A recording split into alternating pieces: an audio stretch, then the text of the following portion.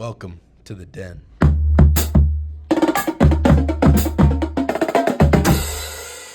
Welcome back for our 10th edition of the Den, guys. I'm Merrick Carlos, along with my co-host Caden Martz. How you doing, Caden? I'm pretty good, man. We're doing good. Been practicing with Seminole a little bit. Lacrosse? Yes, sir. Wow, look at Lacrosse. that. We got a D-Midi in the making. Hopefully. Any of you guys play D-Midi or are athletes, come try out for the lacrosse team, please. All right, let's jump right into the Oviedo Lions game on Friday. The Lions beat Eustis 59-0. Eustis has one win on the season. They are pretty bad. Not a great, just a bit of a warm-up for the playoffs for the Lions. Yeah, when we headed up to their stadium, I felt like I was in North Carolina or something like that. A lot of mountains out there. The stands were built on a hill. Really? Yeah, really cool structure. It's like dugout? out there. Yeah. This was really kind of a nice looking stadium. They had like the uneven field. But Too bad their team is not too nice to go along with their nice stadium. we had to put in some of our backups for this game. Obviously, we're not going to play Stay healthy. all of our better guys. Dylan Edwards, he is a senior here. 7 carries, 107 yards. Great performance. Doesn't seem like a backup. And a touchdown for him.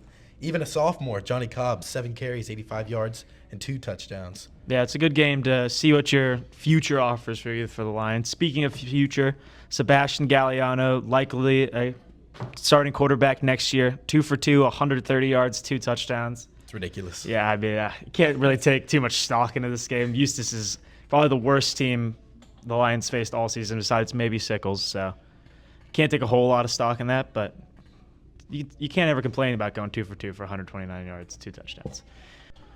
On the defensive side of the ball, played a really good game. 5 interceptions. Lucas Lyons, Jaden McNeil, Kyle Olson, Braden Olson, and Kamari Solomon all got an interception. First interception of Braden Olson's career. He's a senior, 2-year starter, his first ever interception, so congratulations. But, yeah, the Lions were just – you can't take much stock into this game. This is just a game to get you ready for the playoffs. Moving on to our post-Week 11 rankings. At number 1, staying strong, it's Coco, now 6-3 after a win in the Barbecue Bowl. Absolutely. Coco got the win in their rivalry matchup with Rockledge, 37-0, marking their 3rd straight shutout of the season. Like we've been saying all season, as long as Coco was able to get into the playoffs going strong, they would most likely cruise to a state title, and I still see that happening. Coming in at number 2, we have Jones, remains undefeated, 9-0. Had a very close game versus a very solid Ocoee squad, 14-0. A defensive battle, and your favorite defensive end. Oh, yeah, the battle with Mike McClinton, first in the nation in tackles, a recorded 219 tackles. I don't know how real that is, but I think that's fake. I mean, it's very, very impressive how many tackles he really did get. And then 19 sacks on a high school season is ridiculous. That 19 sacks is like 30th in the nation. Yeah, we'll see how legit that is. Yeah, pretty ridiculous, but a good win here for Jones. Obviously held him to 0 points. They have Wakaiva to end the season, so you'd imagine. Imagine Jones finished the season undefeated, 10-0. At number 3, here we got the First Academy, now 9-1 after a win versus Calvary Christian, 56-20. Again, their offense is really good. Dual threat quarterback Solomon Georges, 280 yards on 14 completions, 276 yards on the run, across 6 runners. In the defense, they're really good at letting up 20 to 30 points this season. Yeah, not very consistent. TFA's win this week was really overshadowed, though. Getting busted for transfers for a 2nd straight season. All of TFA's wins this season have been stripped, and they've also received a 3-season postseason ban. Yeah, I don't know. So we will not be seeing TFA in the playoffs anymore. We will not. I don't even know why an 0-10 is number 3. Yeah. 0-10 team is number 3 on our rankings, but I mean, just what are you doing, honestly? Yeah, I mean, I feel like a lot of people expected this. Last season, TFA was in trouble for transfers, and then they immediately went and took every single player from Lake Minneola and Leesburg. I don't think anyone who follows high school football closely is surprised by these sanctions one bit. All right, enough with TFA. Coming in at number 4, good, strong O'Galley, 9-1, beat Melbourne 43-0. A really, really good showing from O'Galley's defense. Allowed 90 passing yards. A really good bounce back from their Lincoln loss to get momentum going into the playoffs. Number 5, here we got Lake Mary, now 7-2 after the biggest win of the week. Bishop Moore, they beat them 34-16. Bishop Moore is actually up 14-0 and then gave up 34 unanswered points. Bjorn, honestly, he just looked defeated this game. 9 of 25, 157 yards, and 2 picks, no touchdowns.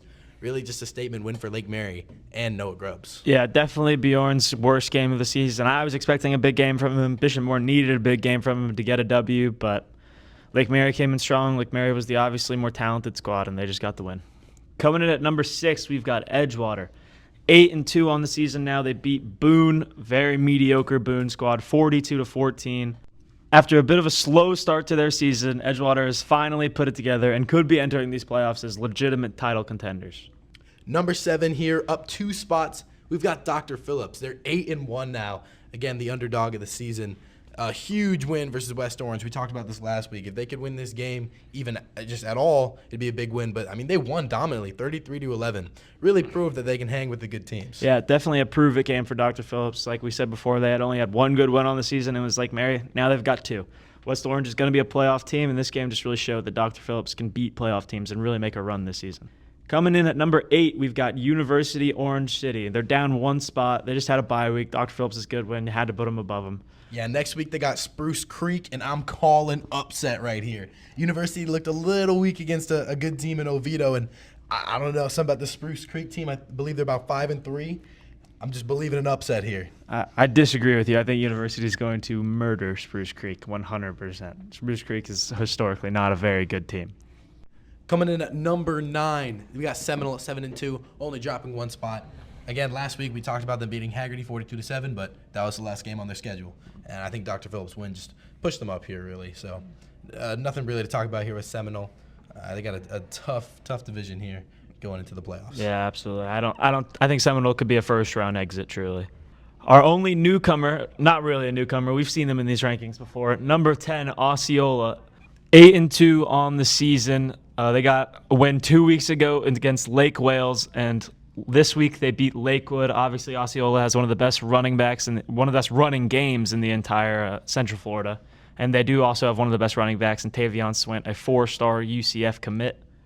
But, yeah, I think they deserve to be in the top 10. Their team, not being able to throw the ball is really going to hinder them in the playoffs. But I feel like their run game could carry them to a win or two, maybe. All right, guys, before we wrap up, Merrick, I've got another question for you here. You hear these NFL players all the time talking about if they could go back to a JV game, how many yards or how many points do you think they score? As many as they want. Well, if you put Derrick Henry on our Oviedo Lions team, how many yards does he get? As many as he wants. Legitimately does not matter. If he wants to run for 800 yards, he could. If every carry he has, he's taking to the house. No one's going to be able to tackle him. All right, guys, it's going to do it for us this week here at the Den. Please check out our Oviedo Now Instagram, oviedojournalism.com. Read all of our stories. Listen to our friends' podcast, The Roar. If you'd like to DM us any questions, please do at Oviedo Now on Instagram. We'd love to get to any questions or anything like that. And especially because football season's ending up, we'd love to have some new guests on. We're going to need stuff to talk about. We really will. So we'd love to have as many of y'all as possible on the podcast. Hope y'all have a good one, guys. Have a good one, guys.